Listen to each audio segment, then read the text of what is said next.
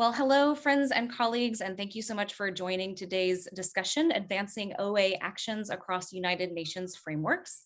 My name is Jessie Turner, Secretariat for the International Alliance to Combat Ocean Acidification, or the OA Alliance, and we are proud to be co-hosting this webinar in partnership with the Ocean Climate Platform. And I'm especially grateful to be joined on screen by my colleague, Lorelei Percot, Secretary General at the Ocean and Climate Platform.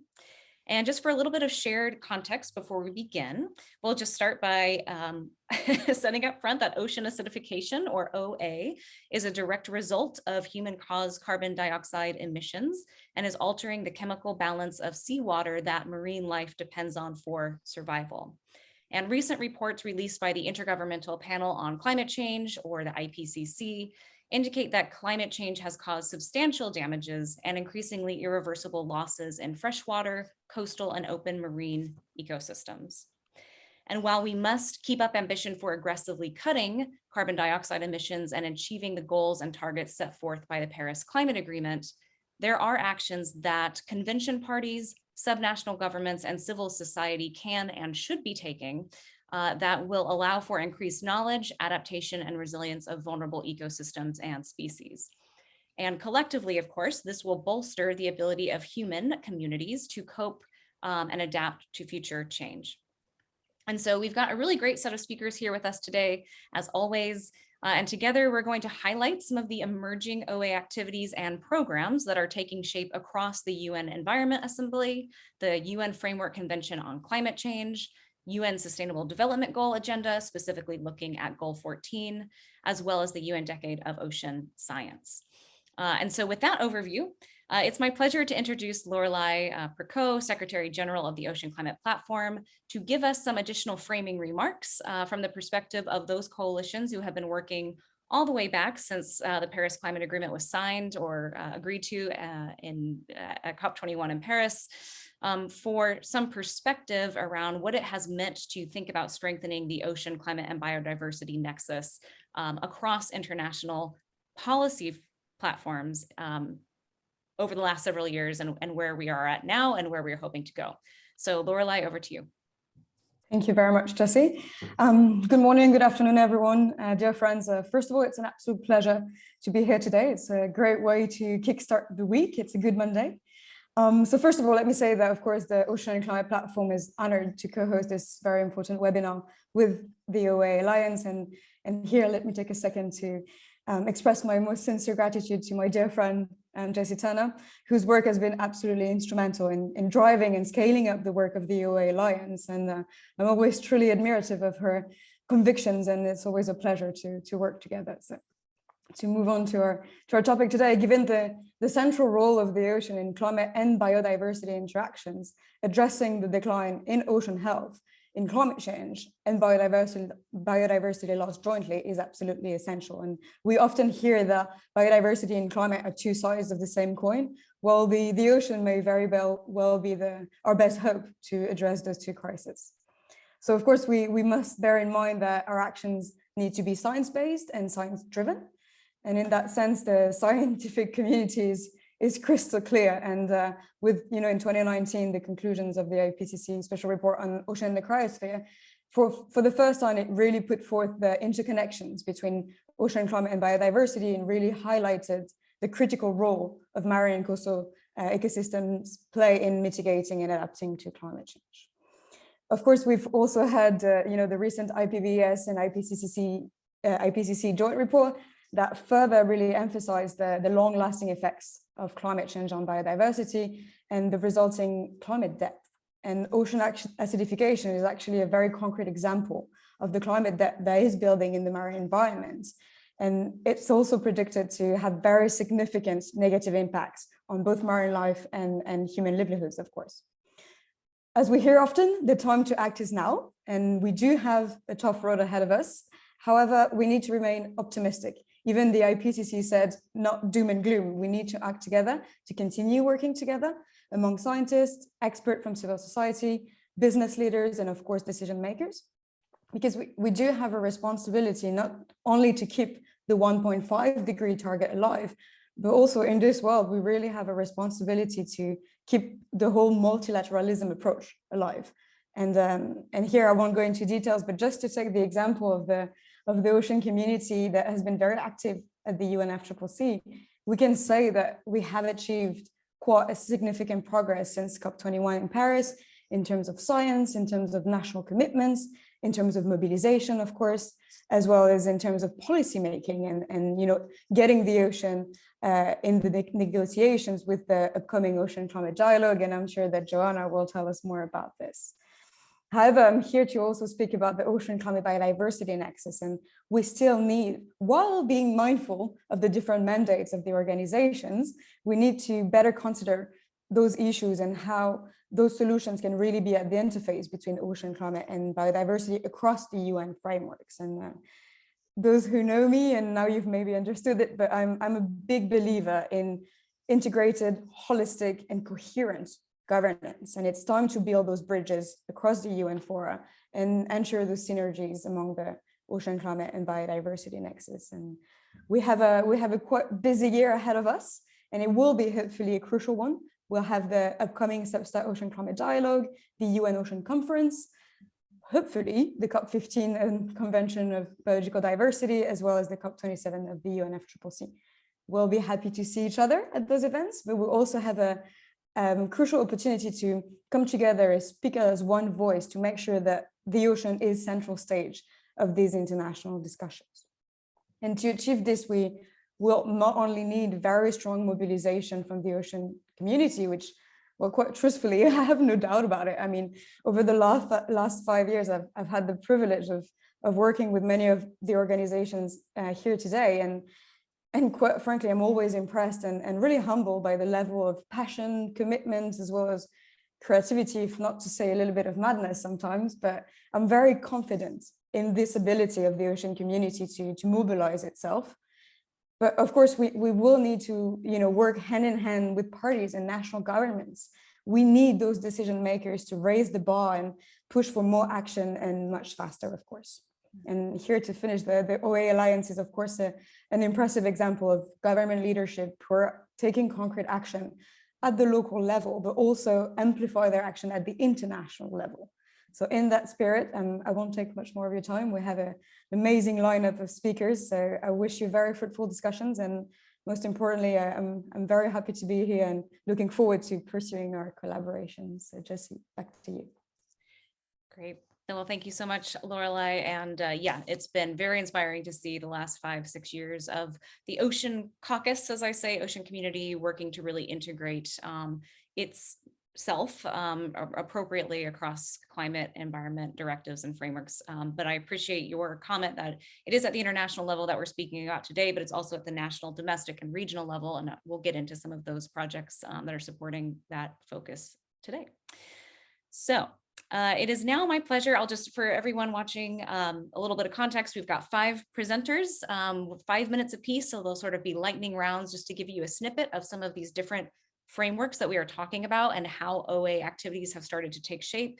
And then from there, we'll have a little bit of call and response from colleagues and partners that have been in this space for a long time, thinking about how we can further integrate together and collaborate in the appropriate spaces to do that going forward. So it's my pleasure now to introduce our first speaker, Alejandra Navarrete with the Ocean Foundation. And the Ocean Foundation has been working to elevate OA policy and ocean issues across the UN Environment Assembly specifically. And this has included the development of a proposed OA charter for governments to sign up to. And Ale, I'm excited for you to tell us more about these proposed charters and what they might help to accomplish in the context of UN Environment Assembly. So I will go ahead and share my screen and get your slides up here. And can you hear me okay, Alejandra? Yes. Great. Okay. All right. So I'll go ahead and put 5 minutes on the clock, and I'll give you a little warning as required. How's that? Thank you. Of course. Thank you. Thank you for the invitation. Thank you to the Ocean and Climate Platform and to the OA Alliance. It's always an honor to be part of these speaking groups with you. And this webinar, I think it's important that we continue talking on how we can do things. So one of the ideas was to how UNEA works UNEA as a forum for an OA charter. Next slide, please. So what is UNEA? The UNEA is the United Nations Environment Assembly. It's the world's highest level decision-making body on the environment. It was formed by UNEP, the United Nations Environmental Program, in 2014 as a mandate from the countries. So what it does, it started in June 2014, as I said, and they had their first meeting. So after that, they had been convening every 2 years. So right now we are in UNEA 5 that took place almost 2 months ago now. And what the way they work is they bring on resolutions. All the ministers of environment of the world get together and they agree on the type of resolutions that they can pass. So these, they set global environmental policies. They set some priorities on them and they try to develop international environmental law. So UNEA is a very important forum to pass things. For example, it took 5 of these meetings to pass a resolution that agreed to have a treaty on plastics. So that's something we have been working on. Next slide, please. So UNEA works with the ministries, and then you have under international environmental law, the law of the sea, does regional work. So for UNEA, what you have after the resolutions are passed, some of these come to the bodies or come to the countries by itself. And also the other way of working is through regional bodies. So one of these regional bodies, there exist 18 of them. Some of them are administered by UNEP, others don't. So we have the Caribbean region, the East Asian region, the Mediterranean region, the Western African region, the Caspian Sea, that are administered by UNEP. The not UNEP ones are the Black Sea region, the Northeast Pacific region, the Red Sea and the Gulf of Eden region, the South Asian Seas, the Southeast Pacific Sea.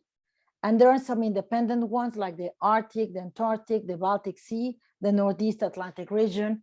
And what we have thought of when we went to UNEA 4 for the first time, and we tried to pass a resolution on ocean acidification by itself. And it was a very difficult task to do it like that. So we started with a regional body. We started in 2018 with the Cartagena Convention region. We first went to the STAC meeting, that's the Scientific and Technical Committee. And we passed this resolution that it was recommendation under 8 to take note of how ocean acidification had to be addressed by the countries as a topic of common concern and how we could partner with them to work on this. So this was very important for us. And then at COP15, the parties to the convention decided to pass a resolution accepting the recommendation of the STAC committee. So this is the way we have been trying to tackle this. So we went again to UNEA 5. UNEA 5 was very much onto plastics. The countries agreed that ocean acidification is a very important topic, but it was not the time to pass an ocean acidification resolution. One of the things that they agreed on after in their ministerial declaration, I'm going to read it to you. So they said, we commit ourselves to safeguarding life underwater and restoring clean, healthy, resilient, and productive ocean capable of providing food and sustainable livelihoods and storing carbon. And we will do so by strengthening efforts to protect, conserve, and sustainably manage our ocean, seas, lakes, rivers, and coastal ecosystems while acting to prevent pollution, including eutrophication and plastic pollution, and to prevent sea level rise, ocean warming, and acidification by keeping our efforts in line with the Paris Agreement and the 2030 Agenda for Sustainable Development. We look forward to the organization of the second United Nations Ocean Conference in Lisbon in 2022 and the United Nations Water Conference in New York in 2023. So in a way, they are talking in general terms about ocean acidification, but I think we need to go further and work with them to really pass a policy that addresses the topic altogether. And the way we have worked with this at the national level, please pass the next slide. In the United States, we work on federal policy and ocean acidification through incorporating scientific studies with the local governments to create these blue ribbon panels with the scientists, the policymaker, the fishermen. So next one, please. So all this has to do with adaptation and mitigation measures. So this is something we'll have to encourage at UNEA to pass a specific resolution on that. What we try to do this time is making a more round one that would include the nexus of climate change and biodiversity. The way we had worked with governments, with policymakers, we had got them in the room, give them a workshop, and then we have bring them the scientists to them. And we have also enabled legislator to legislator learning exchanges. Next one, please. So we have a process to help them do the training for the policymakers. We work with them to teach them the science, how science is important to have all these policies made. Next one, please. We have also a way to work with the scientists. We have to have baseline. We have to have information. So all this is something we have been working with the countries. At UNEA, we learned about the World Environmental Room, where they are working on a baseline on different topics. One of the topics that we brought is the data hub for knowledge. We're working with Mexico, because if we want to address these topics, we need to have baseline. We need information. There's a 68% of information missing on SDG 14. And if you look at the information of different databases, there's a lot of information missing. Next one. Just giving you a less than 1 minute warning. Okay. So we need to collaborate with them. Next one. We collaborate all together, and we have this guidebook on our legislation that we have put together to work with policymakers across the globe. Next one.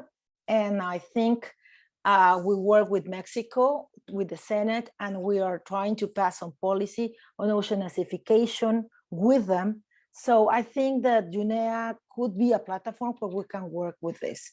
And I'll stop here. Thank you very much, Jessie. Thanks, Alejandra. That's great. And it does really give a good snapshot overview of the things that we're going to touch on.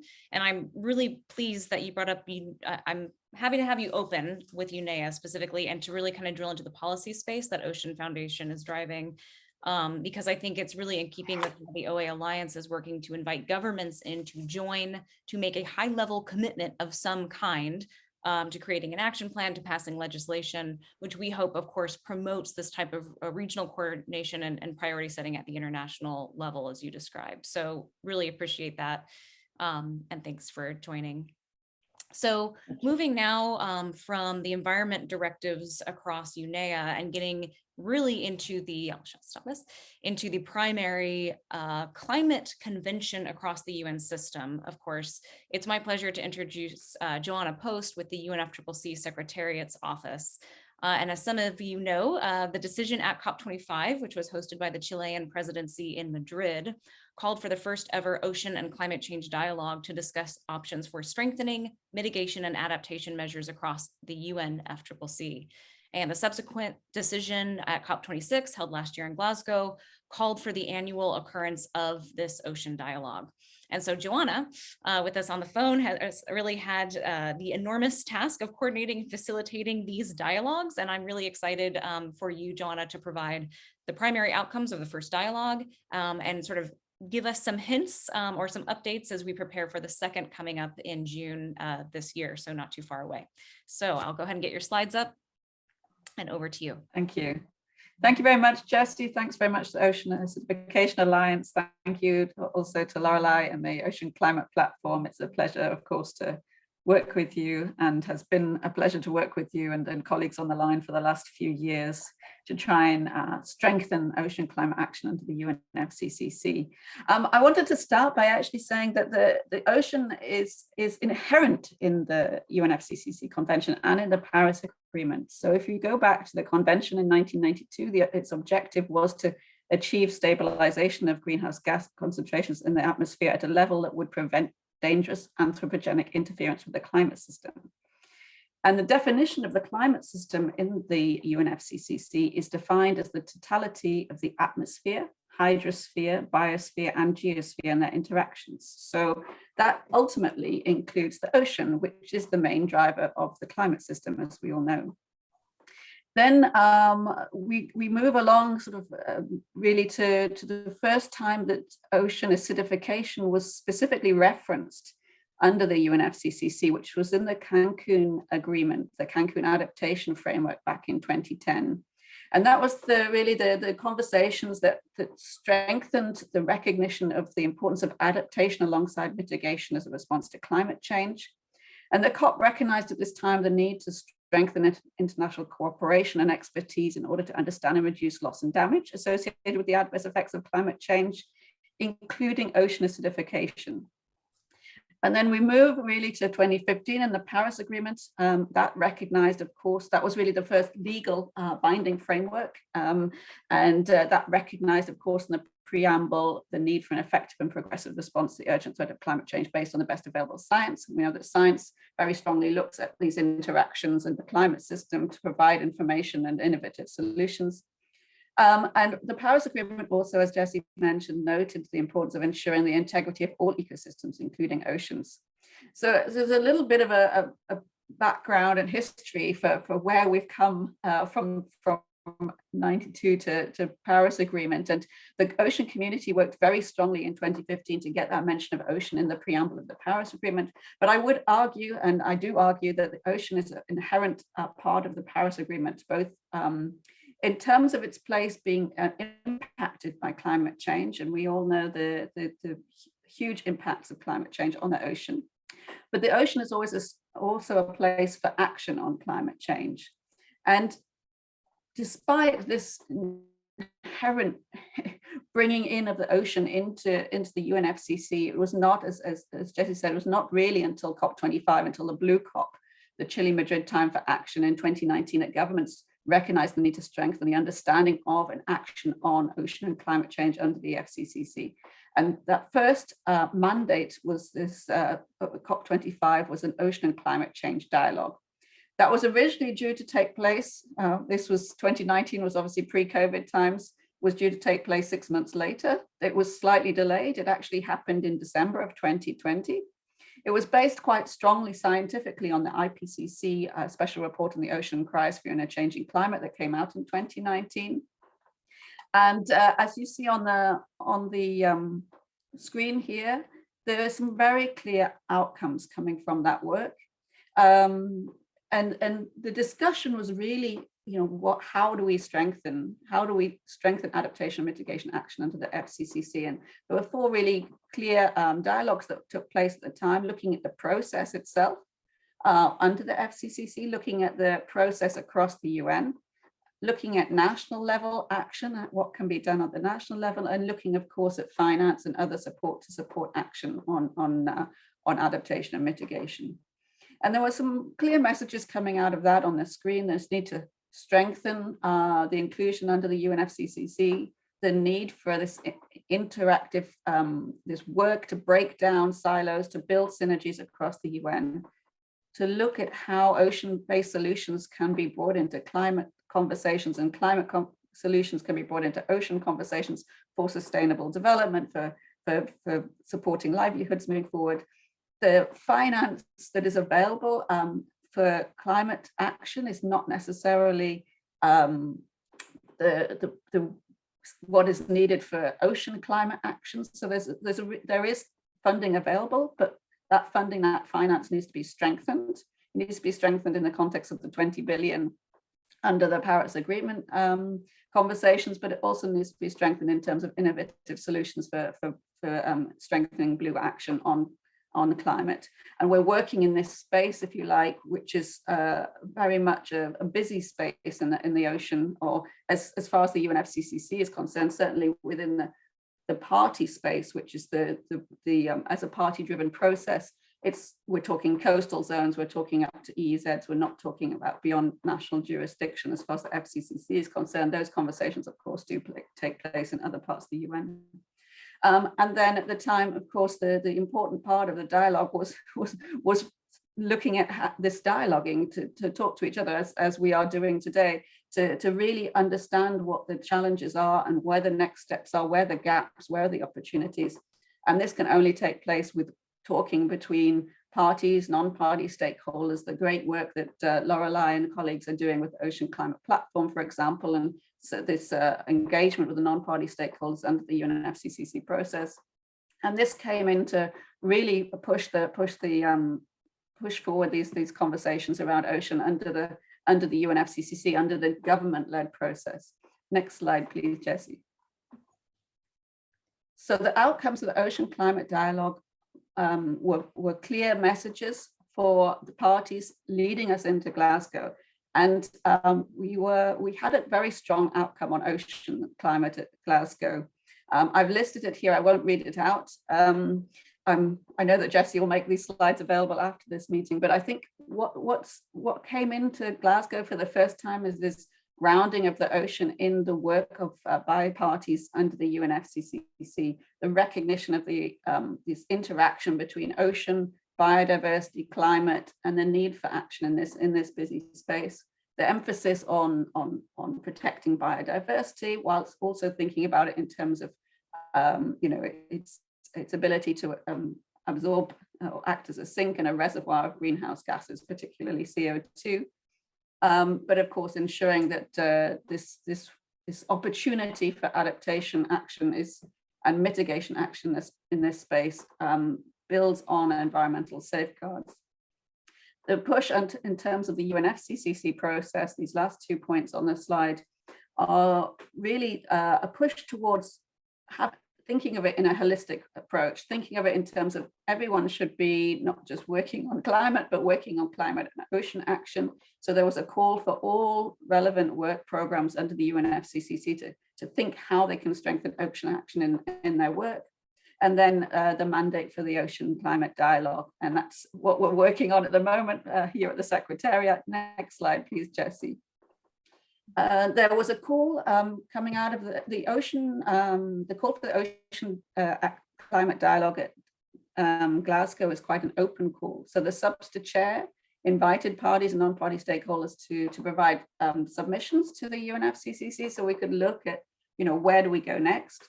And what is the next stepping stone really to push for strengthened ocean climate action? At the moment, we're gathering that information together, but there's some very clear directions for this year, certainly. And the intention of the Ocean Climate Dialogue is to have a conversation around, where are these next steps, where we need to push the UNFCCC process forward to initiate action. It's not just about talk, it's about making things happen. And that this conversation will be gathered together in a summary report, which will be made available for decision making at COP. So the clear direction for this year is under the Paris Agreement, parties are asked to provide their nationally determined contributions, their NDCs, to state how they're going to implement the Paris Agreement. And in that statement, some parties, of course, are already considering ocean, but not all. So there's a very strong push this year to have a dialogue around how to make NDCs blue. How do we sort of enable that in the first place for NDCs to be blue? And then how does that action and that national action work moving forward? How do we enable international support for that? What are the current options and innovative opportunities also for funding? I see Jessie, so I probably upped my 5 minutes already. And what's next? Because I think that the conversation is not just to talk about what we have, but where do we push forward? We know that in order to respond to ocean acidification, there's an urgency for mitigation action, but the ocean is a space where that can happen. And we know, of course, that the adaptation needs to be there to respond to already the ocean acidification that's already happening. So under the FCCC process, that's getting parties to think about, okay, in your national actions, what does that mean, and how can that be stated in NDCs, and then through the Paris Agreement process, be acted on, be supported in terms of finance and other capacity building work and technologies, and then ultimately reported back to the UNFCCC, assessed globally in the global stocktake, and then obviously ambition built moving forward. And so this year we're really looking at, pushing this conversation forward. And with that, I'll stop now, Jessie, and thanks very much for the invite, and handing the floor back to you. No, thank you so much for joining, Joanna. I know it's past 5 p.m. where you are, so I appreciate it. And also all of your leadership to bring this discussion together in Bonn. And I think coming up here in June, where the second dialogue will take place. And I really great opportunity now to turn it over to our next speaker, Bobbi Jo Dobush with the Ocean Foundation as well. And she's the lead author of a paper which actually analyzed the original submissions that were put into the 2020 dialogue. And I've asked her to give just a quick overview of her findings relative to the substance and the frequency of OA inclusions. And I think that'll, kind of help cue us up for where we want to go, at least from the OA community perspective in this next dialogue. And so Bobbi Jo, let's see, I'll stop my screen. Can you hear me okay? I can hear you great. Can you hear me all right? Yes, ma'am. All right, well, I will turn it over to you for 5 minutes to give us a little bit of a deep dive and insight into this from last go around submissions. I'm really excited for your presentation on this. All right, so let's see. Thank you. And as you're teeing that up, I just want to briefly introduce myself. I know some of you, but I'm Bobbi Jo Dobush. I'm with the Ocean Foundation, and I'm really pleased to be able to engage with them on ocean acidification and law and policy, and to work with my colleague Alejandra, who you heard from. But today I'm going to talk about something I did in partnership with DOSI, the Deep Ocean Stewardship Initiative. And I just want to say thanks. I'm really excited to be here. And Jessie and I were speaking last week, and I was excited for this presentation to hear about what all these different perspectives. And I think it's really important work, and it's exciting. And I'm glad to hear about how the 2022 dialogue is shaping up. So thank you for sharing, Joanna. And with that, given time constraints, I'm going to just launch right in. So next slide, please. So in May 2020, a group of colleagues from DOSI's Climate Working Group began evaluating the submissions to the first dialogue. And over the course of more than a year, May 2022, our virtual meetings were a source of solace and laughter and a dark time for everyone. But along the way, we also learned a lot about the priorities of UNFCCC parties and non-party stakeholders in the way they framed the rather open-ended responses regarding the ocean climate change dialogue. So in November 2020, in advance of the virtual dialogue, DOSI published a summary of the work we had started. And in 2022, my 6 co-authors and I published our results in Climate Policy. What you're looking at right now is a word cloud. And although I forgot to highlight it, but ocean acidification is there on the bottom left-hand corner. It's, of course, ocean comes up more, but it was a pretty prominent in the word cloud. There's other key syntheses of these submissions and of the dialogue itself. And 2 people on this call, Lorelei and Joanna, led those. And they're also great resources if you want to check them out by the Ocean Climate Platform and the Secretariat itself.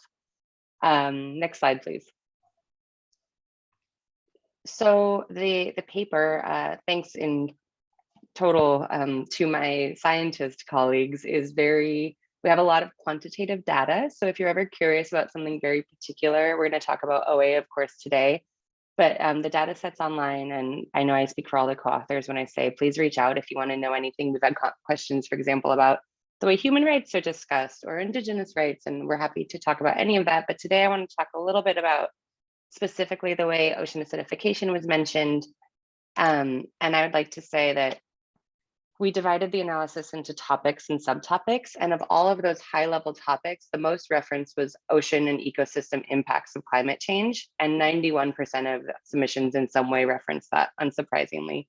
And within that, you're looking now at all of the different subcategories of ocean and ecosystem impacts, and the most referenced subcategory was ocean warming.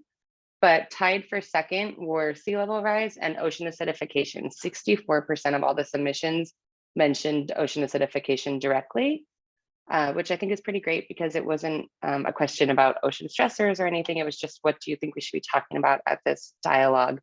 Other subtopics that are related to OA and that also received a lot of attention include scientific research, which was mentioned by 79% of submissions, ocean observing and monitoring, 57%, integrated coastal and ocean management, 70%, marine protected areas, 60, and nature-based solutions, 64. Next slide, please.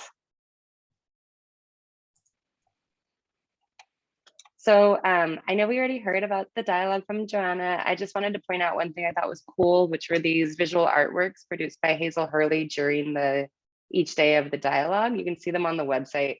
I just wanted to point out in the middle here, I highlighted it in yellow. It says acidification and warming. Right in the middle, not warming and acidification. I think it's just a visual representation of how prominent OA was at the dialogue. And I just wanted to follow up on the mention of national level planning and policy and say that one thing I noted during the dialogue was that OA was discussed in terms of a critical data gap that can sometimes hamper those conversations. And that harkens back to what Alejandra was saying. And lastly, about the dialogue itself, there was a very cool video, the Olympic Coast as Sentinel, that was by NOAA and Washington Sea Grant, focusing on the challenges faced by 4 of the tribes known as the Coastal Treaty Tribes and the challenges they have due to ocean acidification. So that was a short video that's also on the website. If anyone wants to check it out, I really appreciated it. Next and last slide, please. So really briefly, I wanted to mention, of course, coming up in June, we just spoke about the 2022 Ocean Climate Dialogue. A big caveat here, this is very preliminary numbers that we were looking at, and the examples I have below are in no particular order and completely non-exhaustive, but just a couple of things I wanted to mention that were interesting. Chile submitted to that, responded to that call on behalf of themselves, Colombia, Costa Rica, Guatemala, and Panama, and they mentioned that priority topics should include combating ocean acidification through comprehensive policies and through nature-based solutions, which is something we talk about often at the Ocean Foundation. It was interesting to see the Deep Ocean Stewardship Initiative, DOSI, submitted in tandem with DOOS, Deep Ocean Observing Strategy, about needing further observations to assess the progression of climate change, including OA and other stressors, mainstreaming climate smart practices into ocean management. And I think that's something that, it's worth saying that they mentioned that recognizing the ocean is changing, planning should incorporate not only present conditions, but also changes that will ensue in ecosystems and the carbon cycle as the ocean warms, loses oxygen, acidifies, and experiences productivity shifts. And I think that's a great example of kind of bringing science to policy. AOSIS also mentioned needing to focus on OA in the context of adaptation, specifically linking this to human needs, fisheries, and tourism. I think it's really relevant that party stakeholders are recognizing that link.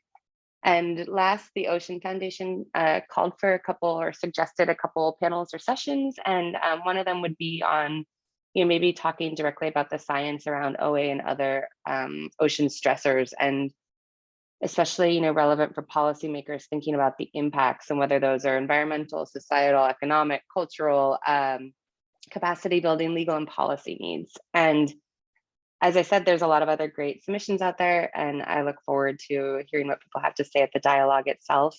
With that, I'm going to wrap it up, and so we can keep hearing from other great speakers. And thank you again for the opportunity. Thanks so much, Bobbi Jo. That's a great overview to see and super helpful, I think, as we go into the second round and to sort of see the growing at least prioritization. But I really appreciate your point of, okay, so we have some reference to the words, but what does that mean from a programmatic implementation perspective, both from the science needed to get at meaningful mitigation and adaptation. And so I know we're running short-ish on time. I think we're okay, but I did want to just quickly show folks that the OA Alliance has submitted a contribution to the dialogue coming up. It builds upon our 2020 submission. And I'll put it in the chat, a link to it. It's also on our website. But I want to highlight that given the IPCC AR6 report that just came out focused on climate impacts, adaptation, vulnerability, very much in line with what AOSIS put forward in their submission, we decided to call for increased guidance on ocean and coastal adaptation needs specifically across the UNFCCC.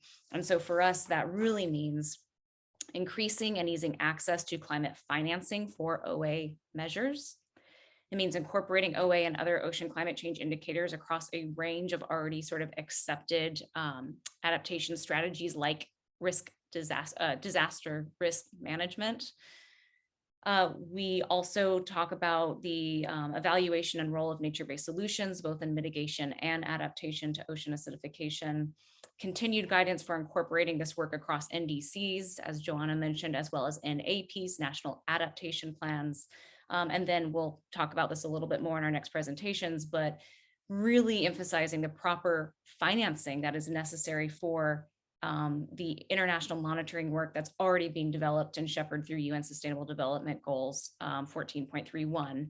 And so for these next two presentations, what I really want to focus on is how can the work happening now through some of the science coordination that you're going to hear about, how do we pull that through, properly fund that to make sure that it can match and fit the needs and priorities of some of these discussions at a higher level, policy level.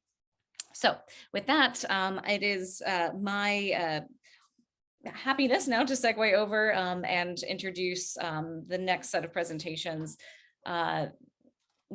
Let's see here. So Steve Widdicombe, co-chair of Global Ocean Acidification-Observing Network and director of science at Plymouth Marine Labs, is going to tell us a little bit more about the OA research program taking shape under the UN Decade of Ocean Science. And as most of us know, the UN Decade of Ocean Science was launched just last year as a way to prioritize thinking about science for decision-making, science for management, and how do we think about OA science for management in this context. So Steve, I'll bring it over to you. Excellent. Thank you, Jessie. Mm-hmm. Lots to think share about. my slides. Yeah. Yeah. All right. Tell us how oars can save the day and how oars can help us fill all these knowledge and data gaps that we need to respond to these calls. Oh, no problem. What will we do with the second half of the decade? Anyway, no. So oars. I'm not seeing it as a full screen yet, is it? Or is it just my slow connection? It's my slow connection. Let's give me a second here. Apologies. And if you just want to start launching in, Steve, I'll get them up in just a second. I'm having a little bit of trouble. I have to remember what my first slide is now, Jessie. That's the problem. I'm going to thank. Well, anyway, before I go into oars, I'd like to actually take everyone back a little while, because ocean acidification as an environmental challenge has been quite widely recognized by the scientific community for a couple of decades now. And there was a huge amount of research being done, and it was clear that there was a global effort around understanding the impacts of ocean acidification and observing it. And around 10 years ago, that global community came together to create the Global Ocean Acidification-Observing Network. Just waiting, is a slide's going to come up? I'm sitting in a frozen screen myself. Do you want me to try and share mine? Give it a go. We'll see what happens. Give it a go. No, I'm disabled from sharing. All right. The wheel is starting to turn again, but we'll just give it a couple minutes.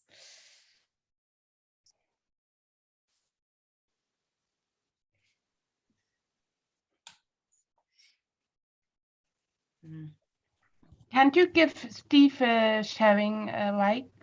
Then he could share that himself.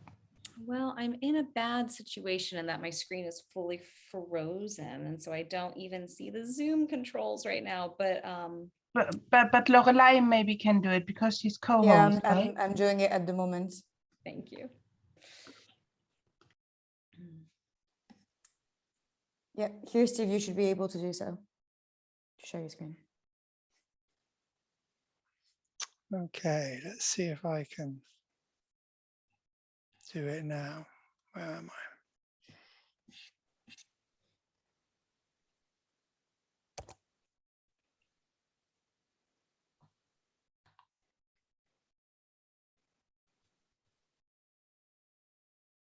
I? Okay, can we see that?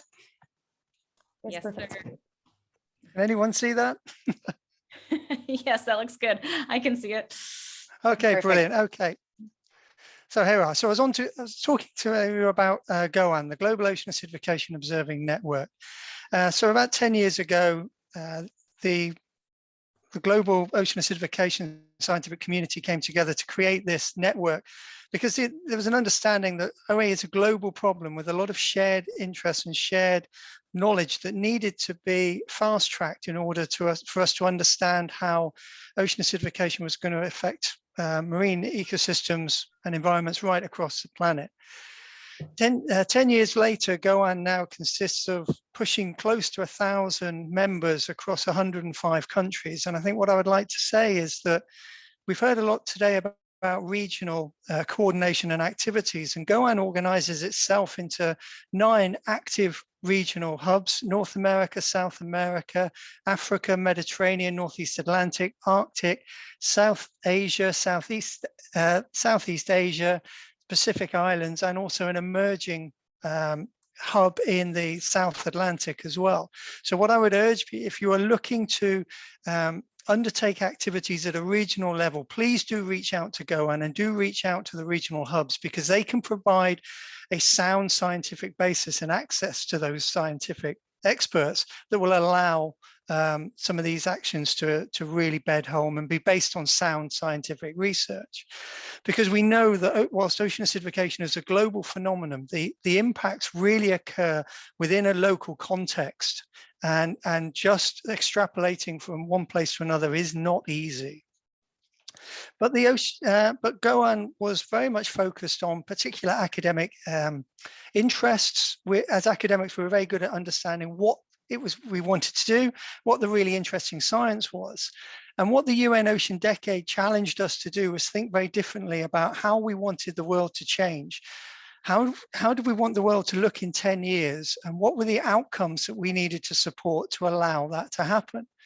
So GOAN used its position as a global leader in the ocean acidification science community to bring together our thoughts and ideas about where ocean acidification science needed to be in the next 10 years' time. And what came out of OARS, or what came out of that was OARS, the Ocean Acidification Research for Sustainability Program. And in that, we identified 7 outcomes where we wanted ocean acidification to research to be in the next 10 years.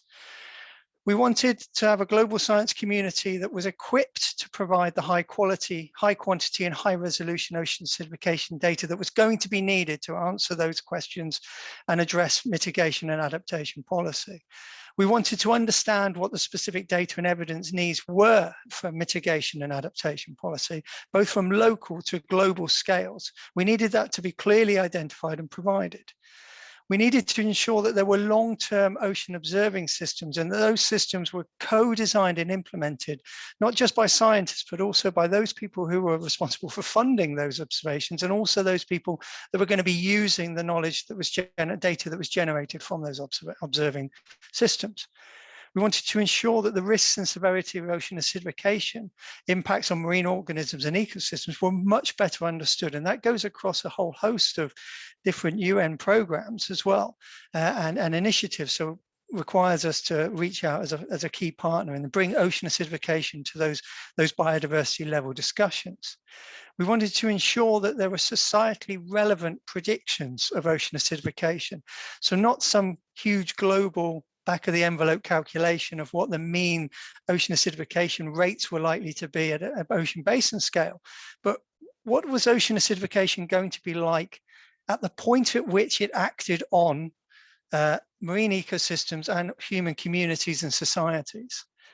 We wanted the public to be much more ocean acidification literate in terms of its causes and its impacts, because only by engaging to the public do you get the legitimacy to implement actions that will help ocean acidification, help combat ocean acidification.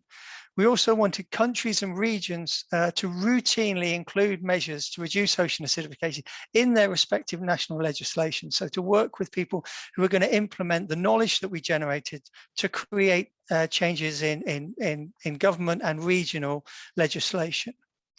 To be able to deliver the OARS outcomes, and I credit Jan Newton here, a co-chair of mine with on GOAN, we're coming up with this concept of the OARS outcome onion.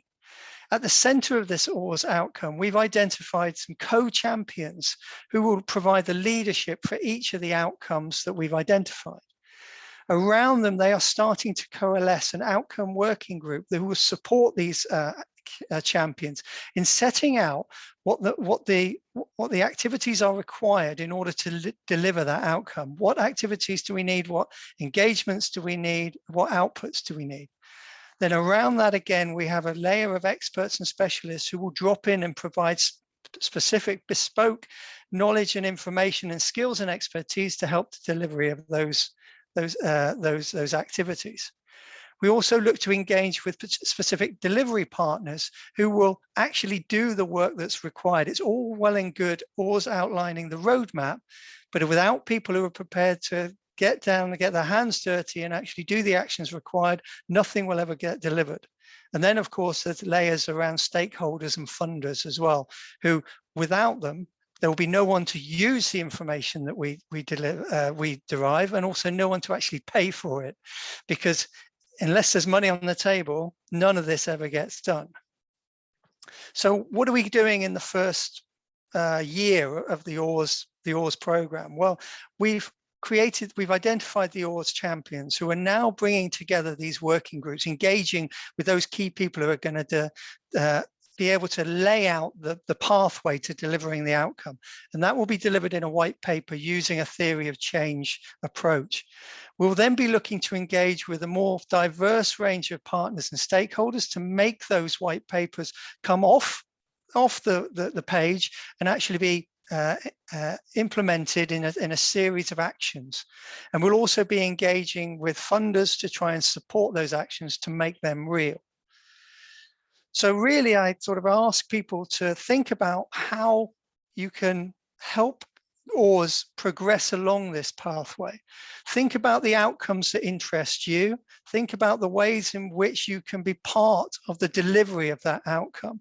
And talk to us, get engaged with us. We're not here as a way of doing everything, but what we do hope to be able to do is put the right people together and empower them to do something that we think is going to make a significant difference by the end of the decade.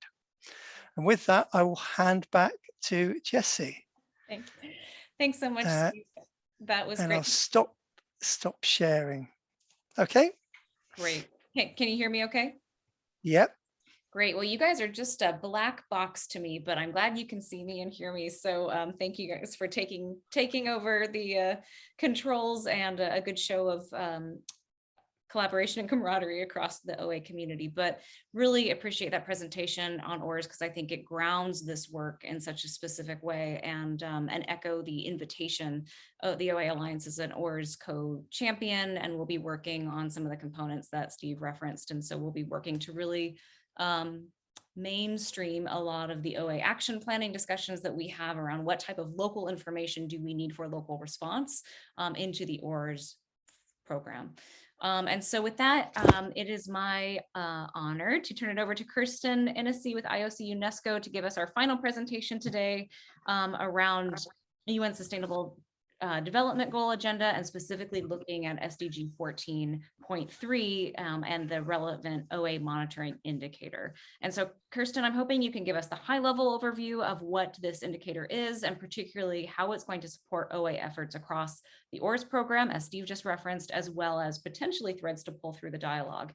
And with that, we'll conclude after your lightning round presentation and asking folks ability to stay on 1 or 2 minutes, and apologize for my technical issues.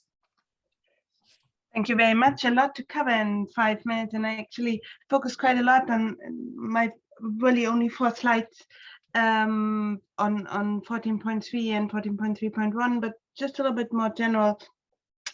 Also for those who are not familiar, within the 2030 agenda, within this process, we have 17 goals, and the SDG 14 really focusing on the ocean really sets out a blueprint for ocean actions and sustainable development in the next 10 years, more or less until 2030.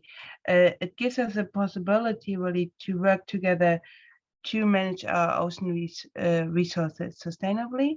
And in this process, there was one target identified which focuses on 14.3.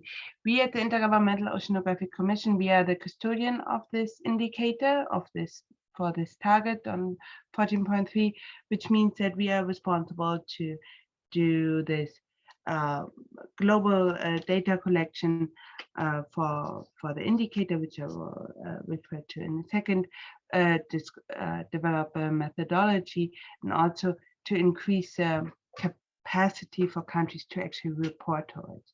So again, we have the SDG goal 14, conserve and sustainably use the ocean, seas, and marine resources for sustainable development. Under that one, we have the target 40.3, minimize and address the impact of ocean acidification, including through enhanced scientific cooperation at all levels. Of course, this is a target, and if you have a target, you kind of need to measure if you achieve it. And for that, a proxy, an indicator was identified in 2017. Average marine acidity pH measured at an agreed suite of representative sampling stations. This short phrase is very short, but it has so many words which need explanation and definitions, and that was what we provided together with Goa and the OA scientific community way to have that properly, in science-based. But what does it actually mean? So to do what?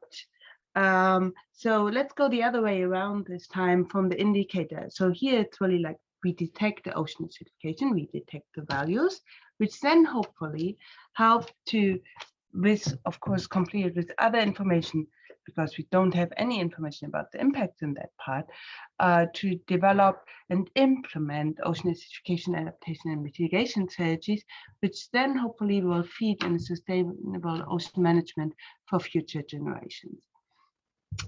But still, all it comes then back to the data collection, and actually, it's not that easy. We all know. We know ocean acidification is happening, but do we know how much and where, especially in coastal areas where people rely on their ocean resources, and which is also of relevance for the UNFCCC, because that is in the end what is under national jurisdiction. Do we actually have that information on a national basis? We don't. So we launched this process to collect data from our IOC focal point, from the National Oceanographic Data Centers, from the Goa members. We're using all those different ways, and from the National Statistical Offices, to actually obtain the information which is already out there. At the same time, we support it, and we support OAS Goa to increase this capacity at the national, at the scientific, at the institutional level. And not to stop really at the detection, but the so what question, also ask that one, like, so why should I care? What is actually the impact? And so it's important that we connect here then, and that is also the role of IOC in that part for being the custodian agency, to connect the scientists with those higher levels, with the ministries, to actually connect the data providers with the people who actually need the data, who use the data. And we hope really to increase the communication between the scientific community and the deciding bodies, the policy level. There's some good news already. I mean, we started with 8 countries in 2019. We are now 35 countries providing data to us. You see still a lot of gray parts, and still it's only, those are some stations. There are many more stations out there, but they are also providing data to different databases. It's different quality. All that is still a work in progress, combining the information from different databases to the capacity we build now will deliver data in 2-3 years. So there is an investment in the future to be done, and we start that. But I think it's also really a call to other organizations, to foundations, to countries to continue supporting and invest in that. And I think with also aligning some of those UN processes with the Ocean and Climate Dialogue, and also contributing this type of information to the global Stocktake will provide an good use of this information. Also, just to mention that this the same methodology is also used for the global climate indicator and ocean certification. So the information we are contributing here for the SCG, we are also using for the global climate indicators, because this is where the community now agrees on, and we hope that that can continue and will be further adopted by many organizations and countries. And here you have the happy wall. Okay. Thanks, Kirsten. Have you come to the final slide? Is that right to assume? Yes, I'm sorry. Yes, I'm at my final slide. No, and I think I managed totally on time. Wonderful. You did, and I'm glad that you had I'm glad you had the last word. That was well said, and really appreciate you threading back sort of the importance of sustaining this monitoring and research as we are moving closer to having that be more and more relevant to local, regional, nationally domestic mitigation and adaptation measures. And so I think that's a good place to end. We have a lot of work to do over the next year and across the UN decade to bring these things together. But I really very much appreciate your emphasis on the ongoing financing for this work as it is relevant to overall climate mitigation and adaptation. And so I think that's really where the OA Alliance will be putting a lot of time and emphasis, both at the upcoming dialogue in June in Bonn, but also at the UN Ocean Conference taking place in Lisbon. And the final thing I'll say is that we are really encouraging our members. Several national and subnational governments have registered voluntary commitments to advancing OA activities, whether that is action planning, whether that's promoting management and finance across the UN Sustainable Development Goal 14.3, the voluntary commitment platform. And so we very much encourage you all, members and partners of the OA Alliance, to register voluntary commitments for the upcoming conference. And we will continue to aggregate that and push for increased ambition for that type of commitment making that will advance this work collectively. So with that, thank you all for joining so much. Thank you to my co-hosts, and thank you to the presenters for being so gracious with my technical difficulties and for staying on time. And of course, for all the work. It's really exciting to see and look forward to collaborations as we go. And as always, feel free to reach out to me with any questions or comments or collaboration opportunities.